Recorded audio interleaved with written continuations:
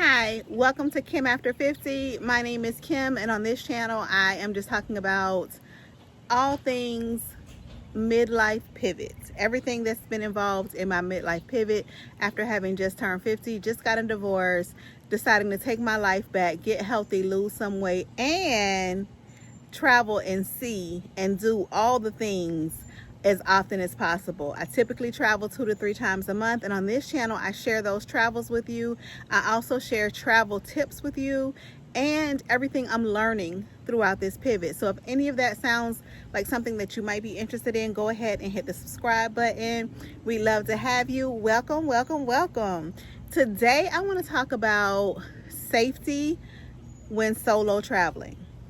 As a solo female traveler, I think that safety has to always be part of the equation. However, that does not mean fear has to be part of the equation. We just need to be prepared, informed, and make good decisions so that we can enjoy our time away. It just means we need to make sure that we are putting together preparation, wisdom, and confidence on all of our travels. These 10 tips are tips that I feel like can help make your travel so much more safe. Some of them are common sense, but isn't it good to be reminded? Like, have you ever watched a YouTube video and you were like, I knew that, but thank you for the reminder. So some of these are going to be common sense, and some of them may surprise you. So do me a favor, if you have something that you do to ensure that your travels are safer, please drop it in the comments so that we can learn from you. And also, if any of these surprised you or reminded you, let me know that in the comments below as well. Tip number 1, protect your personal information, even the tiny details. I saw a news story today on YouTube, and that's kind of what triggered me into thinking to do this video. And the news story was an old news story, but it popped up in my, I guess you would call it your For You page. And it was from a lady who was traveling. She was on air travel. She was on a plane. And during her flight, she got over 100 text messages from someone that was on the plane with her. She didn't know who it was, but they told her what she had on. They texted her suggestive, inappropriate things, over 100 text messages.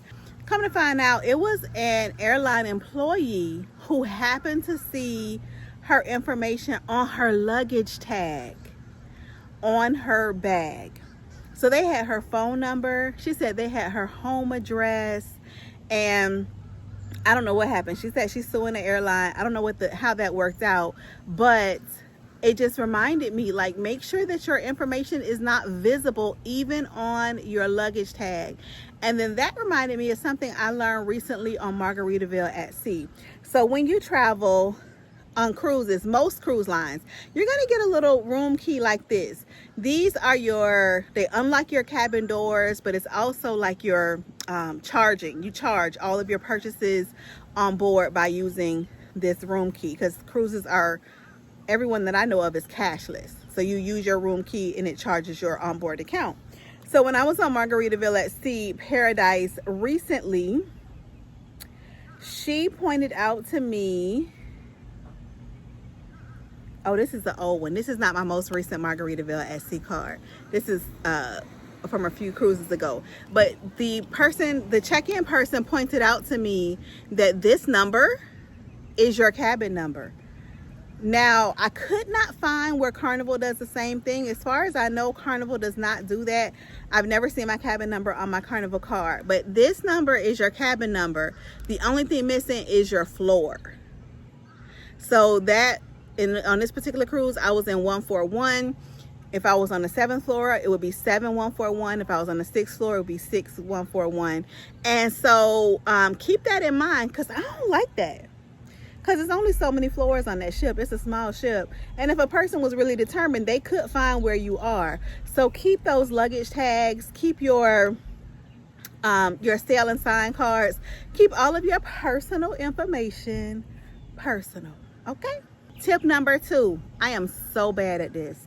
My brother has gotten on me so many times about this. Do not post your travel plans prior to your trip. He has always told me, post about your trip when you come back home. Do not post your travel plans. And it's so tempting, right? Because we want to show all our friends and family how good we look, how much fun we having. Ooh, look at this food I'm eating, friend. We want to share all those things. And that just lets people know that you're away from home. Not your friends and family, but other people that you might not want to let know that your house is empty or that your car is sitting in the driveway, but ain't nobody in that house. So post all of your travel pictures, post everything after you get back. I'm talking to me. Kim, post all your travel stuff after you get back, not while you're gone. Number 3, this is going to be such common sense, but I was on a cruise in December and someone on the cruise said that someone put something in her drink. So this is something I've told my girls every time they go out, and I'm gonna tell you, and we just gonna remember to do this. If for any reason you walk away from your food or your drink, it's a wrap, sis. Throw it in the garbage. Go get you some more. If you walk away for any reason, it's done. Don't ever leave your food or drink unattended and come back to it to finish it later. We don't know. We have to use the same common sense safety measures at sea that we employ at home. One of the things I've always told my girls since we were sailing when they were very, very little, and I think somebody told me, and I have just always reminded them, that a cruise ship is like a small town. The number of people on a cruise ship, there are towns in this country that have that same number of people. So everything you have in a small town, you have on that cruise ship. You have people that have great intentions. You have people that have not so great intentions. You have people that are safe to be around. You have people that are not safe to be around. You have people that would do nothing but help you, and you have people that are looking to harm you. Everything that you have in a small town, you have on that cruise ship. This is not a reason to be fearful, but it's just a reason to be aware and to not get so caught up in your vacation that you kind of forget your common sense. Number 4 is trust your gut. If something feels off to you, believe yourself. I know as women, often we don't want to come across as rude or whatever. No, you don't know. You don't owe anyone your time, and you don't owe anyone your space. Just politely exit, speak to staff if you need to. Your instincts are there to protect you. So trust yourself. I was on a cruise recently with one of my daughters. If you watch my channel, you know I cruise solo frequently, but I also have a rotating cast of daughters that cruise with me if they're able to take time off work at the time of my cruise. And there was an older gentleman, younger than me. My daughter is in her early 20s, and this man was probably in his 40s, and he kept trying to make plans to meet up with her. And she was like, I don't know what to say. I feel so bad. He's so nice. No, don't feel bad. Don't be rude to him. But if you don't feel comfortable, don't feel bad for doing what makes you comfortable. And she was like, I just it kind of feels creepy. I just feel so bad. No. And she was like trying to justify why she should be able to not accept his invitation. You don't have to do that. Everything he has said or done has seemed to be nice, but you feel like it's off. So then it's off. You don't owe anybody your time, and you don't owe anybody your space. So trust your own instincts. All right, this is one that somebody told me, and I just feel like everybody should hear this. And maybe you have, but I hadn't. And that is walk with purpose. Like, even if you're lost, don't walk around looking lost. Walk as if you know where you're going. Predators look for uncertainty. So walk with purpose. If you need to step off to the side and check your map or double check the app on your phone or what have you, always walk as if you know exactly where you're going and you know exactly what you're going to do when you get there. Tip number 6, don't tell strangers you're alone. I got a little asterisk for this.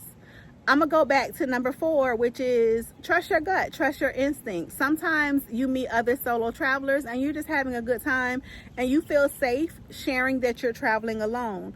Other times, not so much. So if you don't feel safe sharing that you're traveling alone, don't. Keep it vague. And unless you feel safe and you feel comfortable sharing that you're traveling alone.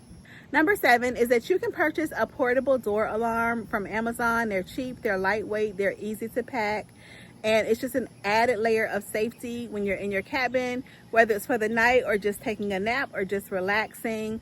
It just gives you that extra sense of security. Number 8, use the approved transportation when you're in port. Most ports that I'm aware of, they have like taxi drivers that the authorities have licensed to be taxi drivers, because these ports really do want to protect their tourism. So use those people that have been vetted. They're usually standing in a designated area. They have on vests or some kind of identification that they have been okayed to provide you with those services. And avoid random drivers who may just approach you on the street. Those few extra dollars are just not worth your safety. Number 9, book your excursions through the cruise line if you're unsure. I often go off and do my own thing, but I have cruised quite a bit and I feel very comfortable doing that. If you don't, book your excursion through the cruise line. It's going to cost you a little bit more, but again, you're not going to enjoy your trip if you're nervous and feel unsafe. So pay the few extra dollars. Well, it might be more than a few. Pay the extra money if you're unsure, and then the next time you go to that same port, you may feel a little bit more comfortable going off and doing your own thing.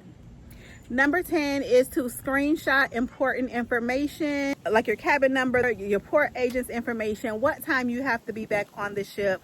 Go ahead and take a screenshot of that. Just in case you lose internet connection, you'll still have that information. Yeah, so those are my 10 tips. Listen, solo cruising does not mean cruising scared. It just means cruising smart. Do your research, trust yourself, and be prepared.